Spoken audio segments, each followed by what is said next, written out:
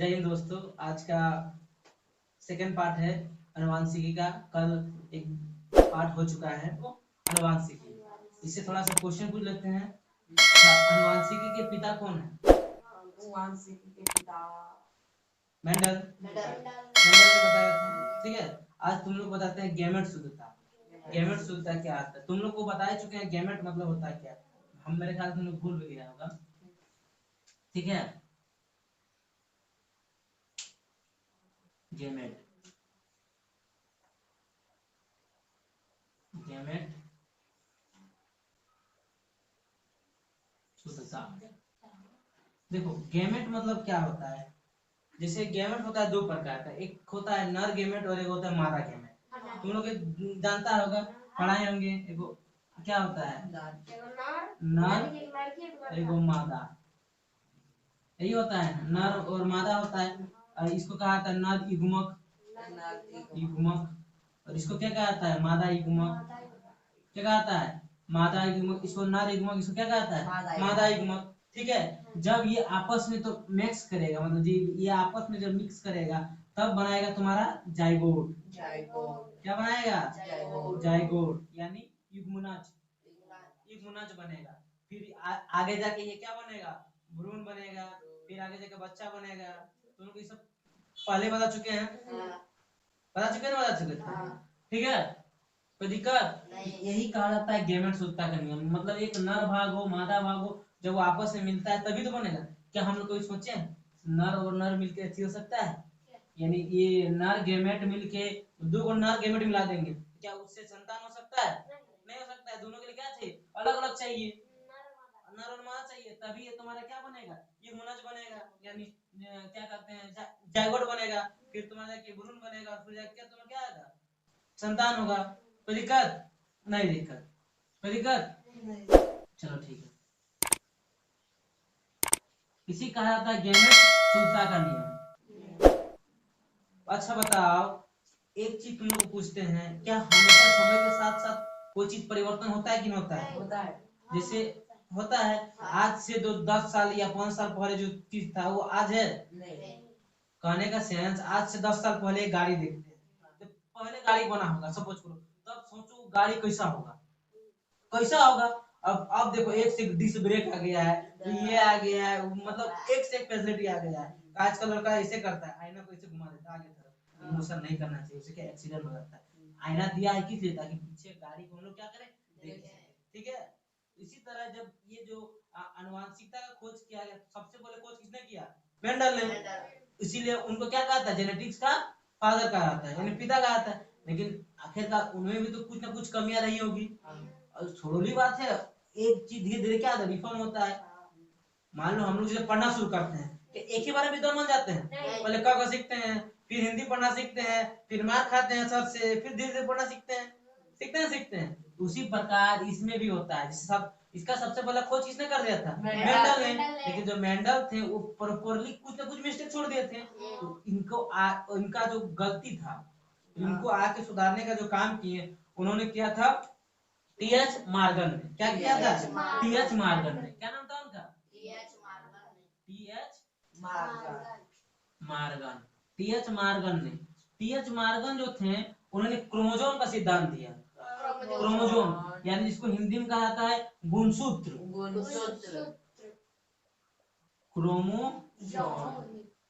Chromosome या फिर गुणसूत्र बोल सकता है। गुणसूत्र हिंदी में गुणसूत्र, इंग्लिश में क्रोमोसोम। पहले तुम लोग को ये पता नहीं होगा कि क्रोमोसोम होता क्या है। देखो जनरली हम लोग का मनुष्य, मतलब जितना ही मनुष्य होता है, आदमी के अंदर 46 गो क्रोमोसोम होता है, यानी 23 जोड़ा क्रोमोसोम होते हैं। ठीक है, देखो क्रोमोसोम में मिलता कहाँ है? हम लोग को पता है मनुष्य का जो शरीर का निर्माण हुआ है कोशिका से हुआ है, यानी सेल से। तुम लोग को पता नहीं, इसको पता है, इन लोग पता है। तुम लोग पढ़ाए कि नहीं पढ़ाए थे? कोशिका का निर्माण हर एक चीज से पहले कोशिका होता है, फिर उत्तक होता है, फिर तुम्हारा कोई भी अंग बनता है, फिर जाके शरीर बनता है। इस तरह का निर्माण होता है। देखो कोशिका के अंदर बहुत सारा चीज होता है, उसमें से एक होता है न्यूक्लियस। ठीक है, तो न्यूक्लियस के अंदर होता है क्रोमोसोम। क्या होता है? न्यूक्लियस के अंदर क्रोमोसोम होता है। देखो क्रोमोसोम का जो साइज होता है, यानी जब हम क्रोमोसोम को देखते हैं इस टाइप का देखिए, इससे इस टाइप का रहता है। ठीक है, इस टाइप का प्रत्येक कोशिका में यानी प्रत्येक सेल में कितना होता है क्रोमोसोम? 23 गो, यानी 23 जोड़े, यानी 23 जोड़ा, एक जोड़ा में गो 2 गो, तो 23 जोड़ा यानी 46 गो क्रोमोसोम। तो हमारे जो प्रत्येक एथी में कई क्रोमोसोम होता है? 46 गो। मोर्गन ने कहा था हमारे शरीर में जितना भी अंग बनता है वो किससे बनता है? क्रोमोसोम से बनता है। मान लो कहने का सेंस है, जैसे हम लोग शरीर का क्रोमोसोम का सिद्धांत दिया था, किसने दिया था? टीएच मॉर्गन ने। मॉर्गन ने कहा क्रोमोसोम के बारे में कहा था। क्रोमोसोम क्या होता है? यानी हम लोग का शरीर में जो भी चीज अंग बनता है, तुम लोग देखेगा सब कुछ जोड़ा में होता है। हर एक चीज 23 जोड़ा में है, मतलब 23 जोड़ा कनेक्शन, हर एक चीज जोड़ा में से। आंख कई गो? 2 गो, कान 2 गो, हाथ 2 गो, पैर 2 गो, किडनी 2 गो। मैक्सिमम चीज हम लोग शरीर में क्या क्या है? नाक का छेदा भी 2 गो है। तो हम लोग का शरीर में मैक्सिमम चीज क्या है? 2 पार्ट में है। तो इसको पता किसका होना चाहिए था? क्रोमोसोम। अच्छा तुम लोग सोचो, मान लो कोई चीज शरीर का निर्माण होगा और किसी को पता नहीं कहां पर आंख देना है, कान देना है। सपोज करो किसी का आंख यहाँ हो जाए, मुंह यहाँ हो जाए, पेट यहाँ हो जाती, क्या कहते हैं, नाक नाक यहाँ हो जाए, कान कान पीछे हो जाए, कितना अजीब दिखेगा। देखेगा कैसे, खाएगा कैसे? किसी को एक सटीक जानकारी होना चाहिए ना उसे। तो टीएच मॉर्गन ने कहा उनको जानकारी होता है क्रोमोसोम को। किसको होता है? क्रोमोसोम को। और उन्होंने किसका सिद्धांत दिया? क्रोमोसोम का सिद्धांत दिया। और कहा हमारे शरीर का जो निर्माण होता है एक पीढ़ी से दूसरे पीढ़ी या किस भी चीज होता है उसको कौन बताता है? क्रोमोसोम बताता है। ठीक है, किसने किसने बताया था? TH Morgan. इसीलिए इसको आधुनिक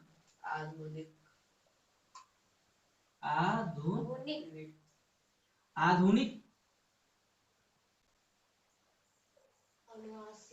अनुवांशिकी का पिता कहा जाता है, क्योंकि इन्होंने बाद में एक रिफॉर्म किया।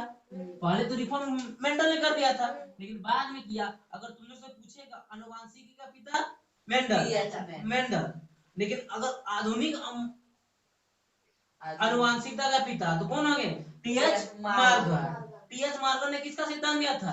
क्रोमोसोम के बारे में बताया था। तो क्रोमोसोम से ही आदमी का जो संतान उत्पत्ति होता है किससे होता है?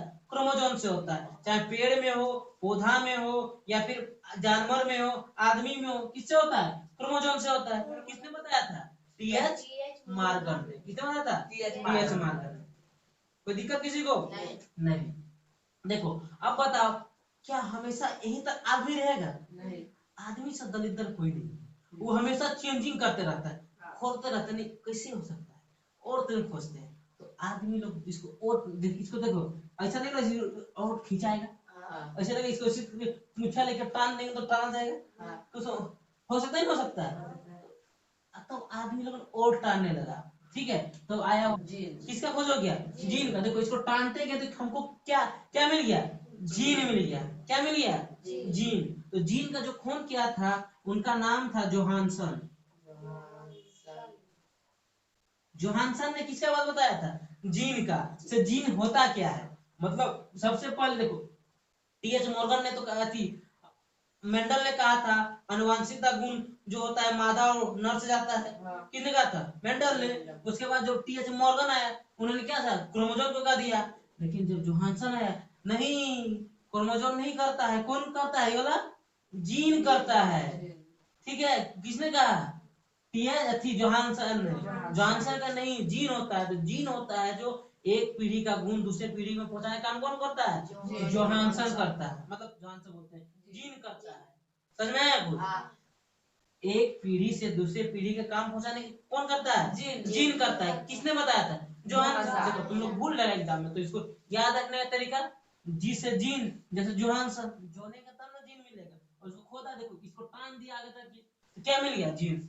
अब बता आदमी और रुकने वाला है यार? नहीं, अभी नहीं रुकेगा। फिर आए एक आया बीडल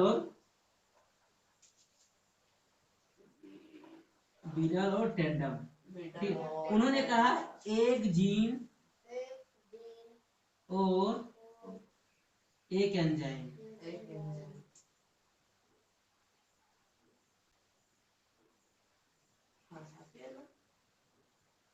उन्होंने कहा एक जीन एक एंजाइम।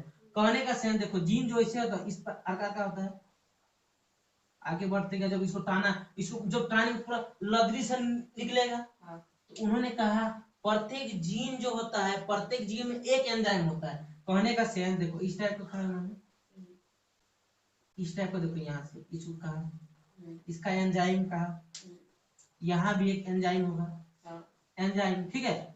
एंजाइम तुम लोग को पता नहीं होगा तो इसको बाद में बताएंगे, ठीक है। जब आगे जब तुम लोग को पढ़ाएंगे प्रोटीन वगैरह के बारे तब बताएंगे एंजाइम होता क्या है, एंजाइम क्या होता है, हार्मोन क्या होता है। अभी तो ये मेरा टॉपिक नहीं है, अभी हम जीन के बारे में बता रहे हैं, एक जीन एक एंजाइम के सिद्धांत बता रहे हैं, ठीक है। तो देखो ये जो एंजाइम था क्या था, एंजाइम। उन्होंने कहा एक जीन मतलब एक जीन में कई एंजाइम रहेगा, एक के एंजाइम रहेगा, और जो एंजाइम होगा वो भी अलग अलग रहेगा, नहीं समझा।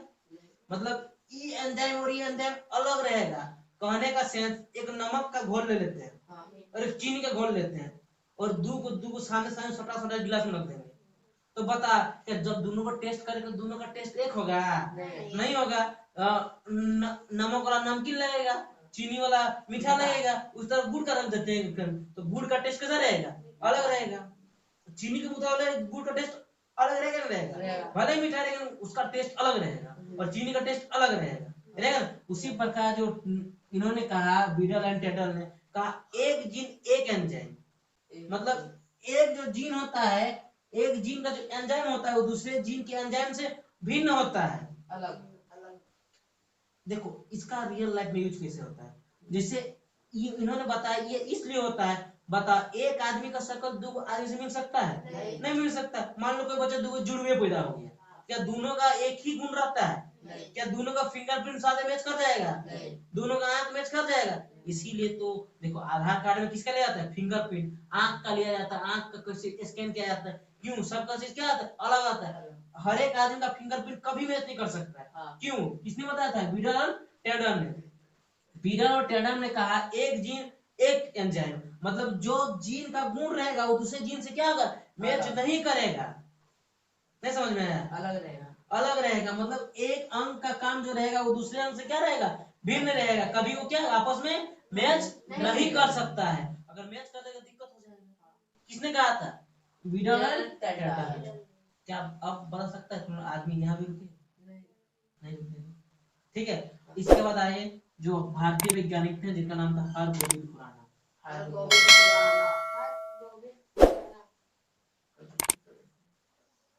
क्या नाम था उनका, हाँ हरगोविंद खुराना, हरगोविंद खुराना। इन्होंने कहा जब बीडल टेंडर ने कहा एक जीन एक एंजाइम, यानी एक जीन का ये जो एंजाइम होता है अलग अलग होता है, जब ये आपस में मैच नहीं करता है, जब साथ में रह के मैच नहीं करता है और सबका गुण अलग अलग रहता है, कनेक्शन एक एंजाइम हाथ बनाएगा तो एक एंजाइम क्या बनाएगा, कान बनाएगा, एक एंजाइम मुंह बनाएगा तो एक एंजाइम आंख बनाएगा। क्या कभी आपस में मैच कर सकता है, अगर मैच कर जाएगा तो किसी का मुंह आधा यही हाथ गया पता ही नहीं होता। तुम लोग देखा बहुत ऐसा होता है केस में, तो ऐसा होता है खासकर जापान में ऐसा होता है और चित्ता बच्चा निकल जाता है, क्यों, वहां पर परमाणु बम गिरा हुआ है, वहां का सब जो ये सब है ना क्रोमोसोम सिद्धांत उन लोग को थोड़ा केमिकल लोचा हो गया है, इधर उधर मिक्स हो गया है, समझ में आ रहा है तुम लोग को। तो दोनों जब मिक्स हो गया है तो मिल नहीं रहा आपस में, क्या कर रहा है, मिल नहीं रहा है, कहां से कहां पहुंच गया है, समझ में आया कि। तो हरगोविंद खुराना ने कहा अच्छा एक काम सोचते हैं हम, उन्होंने लैब में जाके एक्सपेरिमेंट किया, क्या ऐसा हो सकता है जो एक आदमी ताकतवर आदमी का है, ताकतवर आदमी का जो जीन है उसको ले ले और जो किसी एक आदमी जो कमजोर आदमी का है उसका जीन को उसे मिक्स करा दे। तो कल ही बताए थे डोमिनेंस थ्योरी, किसका सबसे ज्यादा प्रभुत्व होता है, पावरफुल का। उन्होंने कहा ये मिक्स कर देंगे तो किसका ज्यादा प्रभुत्व होगा, पावरफुल वाला का, और हो सकता है तो आने वाले वक्त में कुछ और वो भी पावरफुल पैदा हो जाए। कहने का सेंस मान लो जैसे यहाँ पर एक देखो इसका सबसे अच्छा एग्जांपल क्या है, एक नॉर्वे देश है, नॉर्वे देश, वहाँ होल्स्टीन गाय मिलती है, कौन सा होता है, होल्स्टीन गाय। एक दिन में 40 लीटर दूध देती है, एक टाइम में 40 लीटर दूध देती है, ठीक है। तो होल्स्टीन गाय कहाँ मिलता है, नॉर्वे में। तो कहा कि उसका स्पर्म जो वहाँ दूध देने वाला होता है उसका स्पर्म आके यहाँ के गाय से मिक्स करते हैं, एक कहाँ गया, इतना मेहनत कौन करेगा, ले आते हैं गइयों की ले आते हैं। लेकिन ऑस्ट्रेलिया का सबसे बड़ा दिक्कत क्या है पता है, उसको पूरा ठंडा माहौल चाहिए। ये जो नॉर्वे देश है वो हमेशा क्या पड़ता है, ठंडा पड़ता है, बर्फ जी होता है। और भारत में तो मौसम का कोई टेंशन नहीं, अभी ठंडा है पानी वाला वक्त क्या होगा, गर्मी होगा, फिर बरसात होगा। ऐसा नॉर्वे में नहीं होता है, दिक्कत हो जाएगा। तो उसके लिए एसी या फिर कूलर लगाना पड़ेगा, जितना दूध नहीं होता ना का खर्चा, तो दिक्कत हो जाएगा। तो उसका स्पर्म ला के यहाँ के गाय को उससे मिक्स किया गया, उससे हो गया बच्चा, उससे दूध देने लगा, जितना यहाँ दूध है उससे ज्यादा दूध देने लगा। समझ में आया? उसी प्रकार इन्होंने क्या हार गोविंद पुराण में। आजकल के तुम लोग चैथी देखता है, चालानी मुर्गिया देखता है, एकदम जो एकदम कुकड़ू कुकड़ू करता है, ऐसा लगता है जैसे उसको कटने के लिए ही पैदा हुआ है। उसको एकदम प्यार से धर लो तो काट दो एकदम नचेगा। तो देहाती काट देखा ना, तो ऐसे काटना तेरा नाक मुंह नचड़ देगा। क्यों? तो देहाती मुर्गी का जो एंजाइम है जो एकदम। अच्छा बताओ, देहाती मुर्गी जल्दी बढ़ेगा ना चालानी मुर्गिया बढ़ेगा? चालानी मुर्गिया बढ़ेगा। क्यों चालानी मुर्गी बढ़ेगा? क्योंकि जो उसका बढ़ने का कैपेसिटी वाला है लेके कहाँ डाल दिए हैं, चेंज कर दिए हैं, देहाती मुर्गी और किसी और के साथ मिक्स कर दिए, जिस कारण से क्या हो रहा है, मुर्गिया 2 महीना 3 महीना में एकदम फुदुक से एकदम इतना बड़ा, मतलब इतना छोटू है 2 महीना तो बड़ा खाते बड़ हो रहा है एकदम 2 महीना में मूर्ति बन जा रहा है। और बस उसका आराम से यूज कर रहा है आदमी, कट रहा है, इसका खा रहा है। इसका एक तुम लोग यूज दे सकता है, इसे ककड़ी में देख सकता है, करेली में दे सकता है। देखो सबसे पहले तुम लोग दो एग्जांपल अच्छा सुना देते हैं। मान लो एक देखते हैं, एक लेते हैं करेला। इस टाइप करेला देखो, करेला का नेचुरल साइज यही होता था हम लोग के यहाँ, पहले यही होता था। हर गौरी कौन नहीं कैसे चल सकता है, इसको और लंबा करे। देखो जनसंख्या धीरे धीरे क्या हो रहा है, बढ़ रहा है, जनसंख्या बढ़ रहा है तो जमीन तो बढ़ नहीं रहा है। सोचे वही जमीन में ज्यादा से ज्यादा फसल उत्पादन करे, कैसे होगा, कैसे ज्यादा करेला का डिमांड कम किया जाएगा। मान लो तुमको इतना छोटा करेला देंगे और इतना बड़ा करेला दे देंगे, तो बताओ उसी में तुम्हारा पेट भर जाएगा 2-3 दिन का। इतना छोटा में आप 5-6 लग जाएगा, दिक्कत होगा कि नहीं होगा। उन्होंने कहा एक करेला लिया, एक ले लिया तुम्हारा लौकी।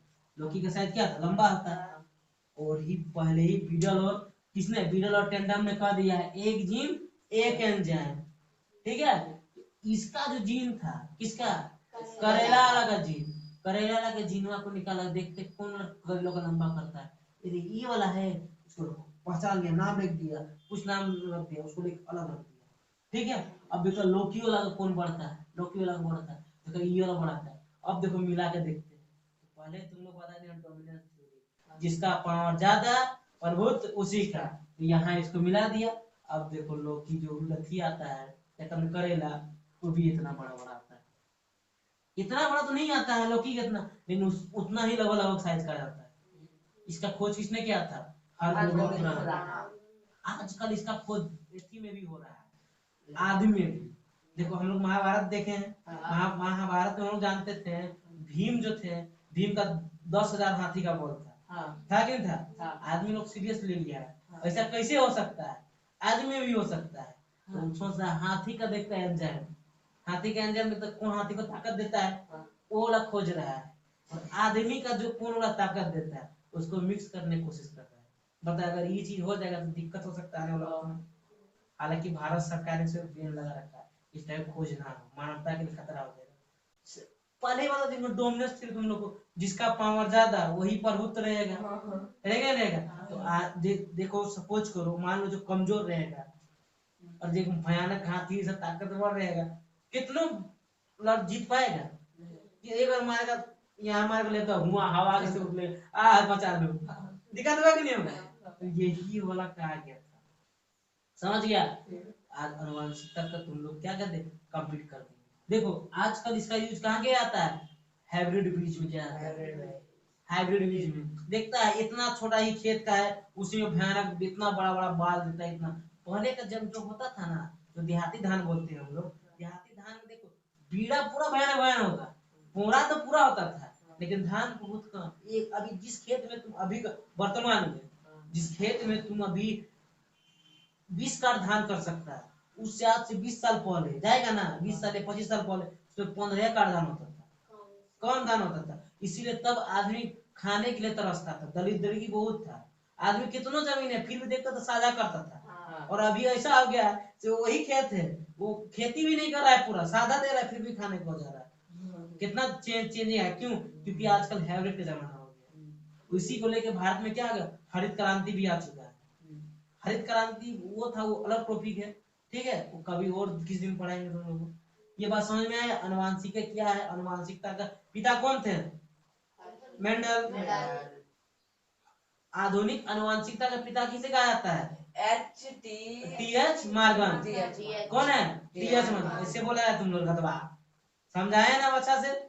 अनुवांशिक का पिता मेंडल। आधुनिक अनुवांशिकता का पिता T H Morgan. T H Morgan. One gene one enzyme सिद्धांत किसने किया था? बीडल और टेल ने। बीडल और टेंडल ने। कोई दिक्कत? अच्छा बताओ, प्रयोगशाला में जीन को चेंज करने का खोज किसने किया था?